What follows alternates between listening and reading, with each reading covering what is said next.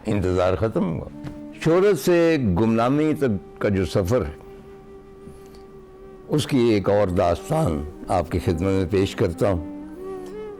मुझे यकीन है कि आप एक दास्तानी अदाकारा और गुलकारा को जानते होंगे, नहीं जानते तो आप बदकिस्मत। उसका नाम था सुरैया। सुरैया गुजरांवाले की रहने वाली थी। सुरैया शेख उनका नाम था और बहुत नाम कमाया उन्होंने बम्बई में। और उन ज़मानों में वो वाहिद ऐसी खातून थी जो एक्टिंग भी कमाल की करती थी, शक्ल भी कमाल की पाई थी और गुलकारी भी कमाल की करती थी। She was unique in that. मलका तरन्नुम नूरजहां अभी आई नहीं थी, मतलब उस फील्ड में उस तरह जिस तरह वो थी। चुनांचे सुरैया ने बहुत सारे गीत गाए। मिर्ज़ा गालिब शायद आपको याद हो, जिसमें मिर्ज़ा गालिब की गज़लें रही है अब ऐसी जगह चल के जहाँ कोई ना हो वगैरह 3-4 गज़लें। इसी तरह और उनके बहुत सारे गीत मशहूर हुए, जिनमें खुर्शीद अनवर की तरतीब शुदा जो है धुन पापी पपीहा रे पी ना बोल बैरी पी ना बोल। एक और गाना उनका मन मोर हुआ मतवाला रे ये किसने जादू डाला रे। आप उस गाने को अब सुने, वो वाकई जादू भरा गाना है। और इस तरह के सैकड़ों गाने कहाँ तक शुमार किए जाएं। तो वो मतलब है कि जो हॉलीवुड के एक एक्टर थे, आप उनसे वाकिफ़ होंगे, ग्रेगरी पेक, क्योंकि वो मुख्तलिफ फिल्मों में मतलब है कि गन्स ऑफ नेवरॉन वगैरह में आए। तो सुरैया का उनके साथ अफेयर नहीं था, ये उनकी मद्दाह थी। तो एक मरतबा वो कहीं जाते हुए बॉम्बे एयरपोर्ट पर रुके और उन्होंने सुरैया को फ़ोन किया और सुरैया वहाँ पहुँच गई। बहुत बड़ा स्कैंडल हुआ, बड़ी बात थी उस ज़माने में कि हॉलीवुड का इतना बड़ा एक्टर जो है वो सुरैया के लिए वहाँ ठहर गया। लेकिन सुरैया की नानी साहिबा बहुत सुना सख्त थी। और आप जानते हैं कि उन दिनों कम से कम ये बहुत रिवाज था कि नानी या वालिद साहब या कोई ना कोई इस किस्म का बुज़ुर्ग, पता नहीं वो असली होता था या वैसे होता था, वो हमेशा मशहूर एक्ट्रेसेस के साथ मतलब है कि निगहबानी के तौर पर मुतय्यन होता था। तो नानी के बारे में मशहूर है कि देवानंद साहब शादी करना चाहते सुरैया, लेकिन वो नानी की वजह से कामयाब ना हो सके। सुरैया के हवाले से एक बिल्कुल मैं आपको सही, मेरा ख्याल कहीं भी ये दर्ज नहीं है वाक़या, ना सिर्फ मैंने इसको पढ़ा बल्कि मैं ऑलमोस्ट इसका विटनेस भी हूँ। उन ज़मानों में क्योंकि ये टीवी वगैरह तो होता नहीं था, ना को अखबारों रसालों में बहुत ज़्यादा तस्वीरें छपती थी, एक आध रसाला छपता था। चुनांचे लोगों के लिए जो सर था एक्ट्रेसेस का वो बिल्कुल डिफरेंट था।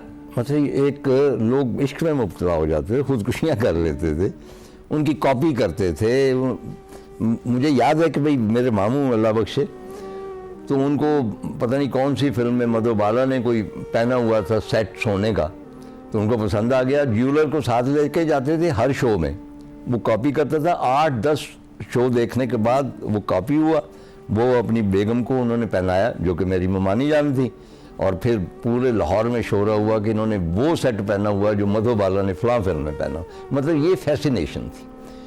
चुनांचे उन्हीं ज़मानों में एक दर्जी हुआ करता था लाहौर में, लोहारी दरवाज़ा जो है उसके बाहर छोटा सा उसकी थी दर्जी खाना, एक आध मुलाजिम भी काम करता, मौसूफ सुरैया पे आशिक था। और उनके दर्जी खाने में या छोटी सी कोठरी में हर तरफ सुरैया की तस्वीरें जो भी उनको मिली वो चिपकी हुई थी।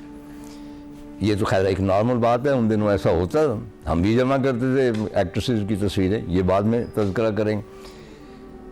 असल में हर साल वो बारात लेके सुरैया को ब्याहने जाते थे बम्बई, और बाकायदा बरी जो बनाते हैं दुल्हन के लिए कपड़े, वो खुद अपने हाथों से तैयार करके 5-7 जोड़े वो तैयार करते थे।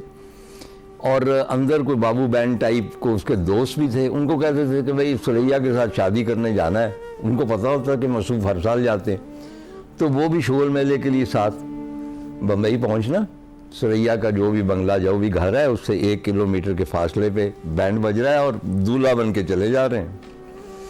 वहाँ जाके उन्होंने जो गार्ड्स हैं उन्होंने पूछा कि हाँ भाई क्या बात है। उन्होंने कहा मेरी दुल्हन अंदर बैठी हुई है, ब्याने आया हूँ। चुनांचे उन्हें मुनासिब तौर पर ज़दोकोब किया जाता और वो ज़दोकोब होकर ठंडे ठंडे वापस लाहौर आ जाते। लेकिन अगले साल फिर वो बारात बनाते और फिर सुरैया को ब्याहने चले जाते। ये इस किस्म की उनकी फ़ैन फॉलोइंग थी। सुरैया के हवाले से एक डॉक्टर आदिल है हमारे दोस्त, बहुत ज़्यादा जानते हैं इन चीज़ों के बारे में, सिनेमा म्यूज़िक वगैरह। तो उन्होंने बताया था, कहने लगे कि वो गए बम्बई और जाहिर है कि जो पुराने लोग जब वहाँ जाते हैं तो वो पुराने शेरों को ही ढूंढते हैं।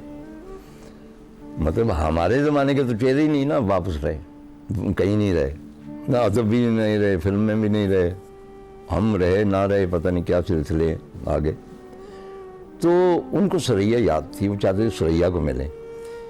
तो मालूम किया कि जी फ़लाँ बिल्डिंग है, वहाँ पे एक फ़्लैट है, वहाँ वो रहती हैं, बहुत कम लोगों से मिलती हैं। तो ये आदिल साहब वहाँ पे पहुँचे। उनका कहना है कि नीचे जो था डेस्क क्लर्क, जिसके पास फहरिस्त होती कौन किस जगह है और चाबियाँ वगैरह, उसने बताया कि फ़्लैट नंबर फ़लाँ है, और उसको कुछ ठीक तरह से पता नहीं था कि ये वो सुरैया है जो बहुत मशहूर होती थी। She was just a tenant. तो ये गए वहाँ पे, दरवाज़ा खटखटाया, अंदर से उनकी मुलाजमा ने पूछा, इन्होंने शायद ये कहा कि मैं लाहौर से आया हूँ, उनसे मिलना चाहता हूँ। ने बिठाया। उनका कहना है कि वो बड़ा सारा एक कमरा था और उसमें कद्दे आदम तस्वीरें सुरैया की लगी हुई थी, ब्लैक एंड वाइट, और सारा उसका रीगल जो एक पोस्चर होता था, क्योंकि सुरैया जेवर बहुत पहनती थी, उस जेवर के साथ और जवानी की ज़ाहिर तस्वीर। और उसके बाद वो उसी तरह के लिबास में, जर्क बर्क लिबास में और जेवरात से लदी फंदी वो आई। जाहिर है वो एक बूढ़ी औरत थी, वो हुस्न जवानी तो सदा नहीं रहते ना, लेकिन ड्रेस उन्होंने उसी तरह ही किया हुआ था। वो बैठ गई, इन्होंने जो बातें करनी थी की, उन्होंने भी थोड़ी, लेकिन वो थोड़ी सी, जाहिर है हवास वक्ता थी थोड़ी सी, बुढ़ापा ऐसा कर देता है, मेरा ज़ाती तजर्बा। मैं यहाँ जब रिकॉर्डिंग करवाता हूँ तो मैं इनसे पहले माजूद कर लेता हूँ कि मैं थोड़ा सा हो गया हूँ, तो ज़रा मेरी एहतियात कीजिएगा, कोई गलती हो गई। तो जब वो उठने लगे तो उनसे कहने लगी कि मैं बाहर नहीं जाती।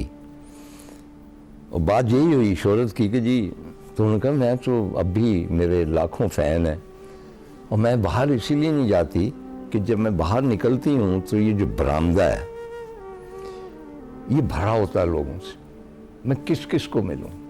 तो आप ये कीजिएगा कि आप बाहर जाएंगे और वहाँ पे एक हजूम होगा, मुझसे मिलने आए हैं लोग, मैं उनकी कदर करती हूँ, उनकी मोहब्बत की, लेकिन किन किन से मिलूं। तो आप उनको ये कह दीजिएगा कि मेरी तबीयत ठीक नहीं है, मेरी तरफ से माजरत कर दीजिए। डॉक्टर आदिल का कहना है कि जब मैं बाहर आया हूँ पूरा बरामदा वीरान पड़ा था, बाएं बाएं कर रहा था। ये सब फैंटसी सुरैया के ज़हन में चल रही थी कि अभी तक वो सब लोग मौजूद थे।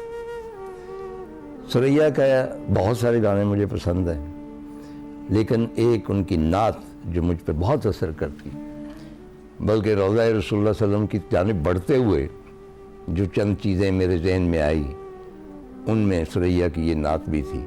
बीच भंवर में आन फंसा है दिल का सफीना शाह मदीना।